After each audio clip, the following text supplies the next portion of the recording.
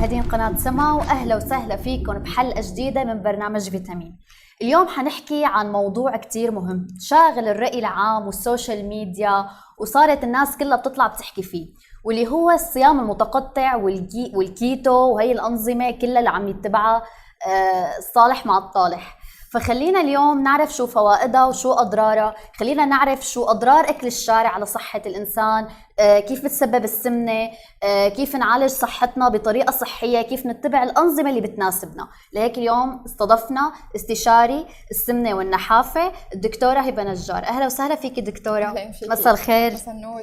كيفك؟ تمام. شرفنا فيكي هيك تكوني ضيفة اليوم معنا لتخبرينا بشكل مفصل عن أضرار الصيام المتقطع وفوائده كمان، والكيتو وكتير أنظمة هلأ صارت كتير بنسمع عنها على السوشيال ميديا. أهلا وسهلا فيكي. أهلا فيكي.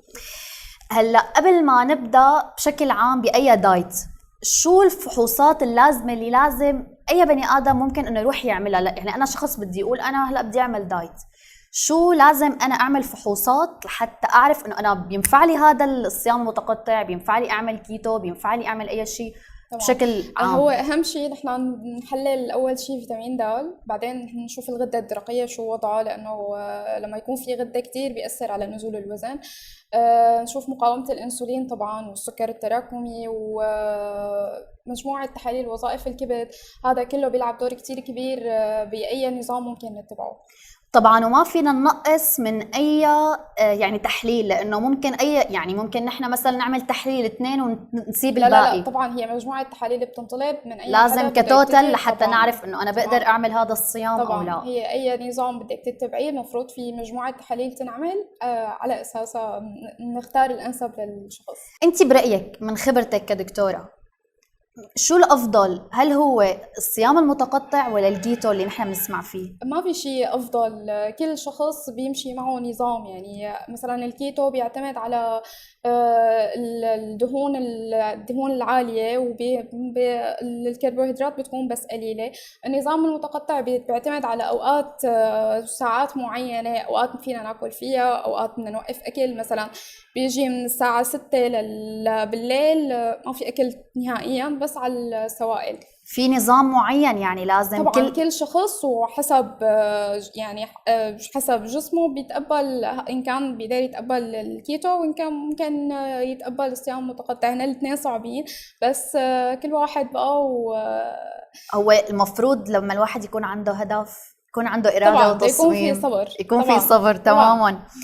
طيب بدنا نروح للسؤال تاني. هلأ هو من الآمن إنه نحن نعمل مثلا نتبع نظامين مع بعض؟ لا، لانه يعني هي مو قصه امن بس.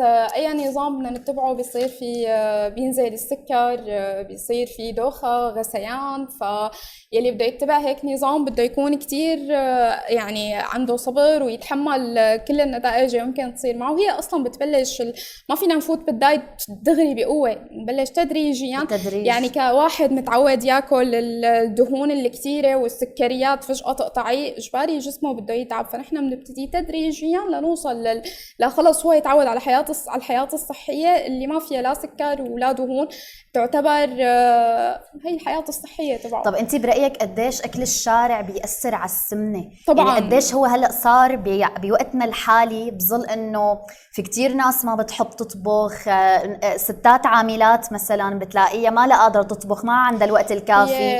هون المشكلة أكل الشارع على قد ما هو سهل، على قد ما بيجي من وراه مصايب الدنيا بصراحة. أول شيء لأنه هو مليان صعبة بالزيوت والدهون، وطبعا كله شيء مو صحي أبدا.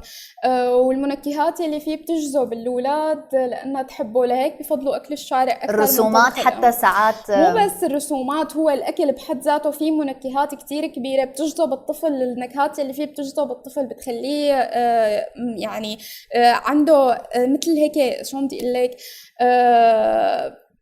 يعني بده اكل جاهز، ما بيحب اكل البيت. صح، يعني اكل البيت لانه ما فيه البهارات اذا نحن اجينا بس طلعنا على الاكل، اذا بدنا نغض بصر على الشيء اللي بيعمله الاكل تبع الشارع، مثل التسمم مثلا الغذائي، جرثومه المعده، نزلات المعويه، شغلات كتير بتجي من وراه يعني. فلهيك ما بنفضل. هو أكل الشارع سبب رئيسي كمان طبعاً للسمنة.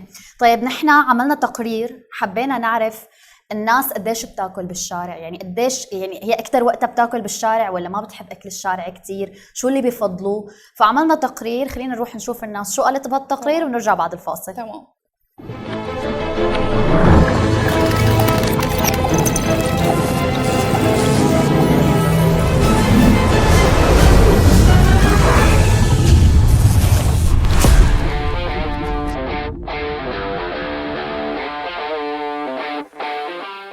خير مشاهدينا الأعزاء، معكم مروة حسين.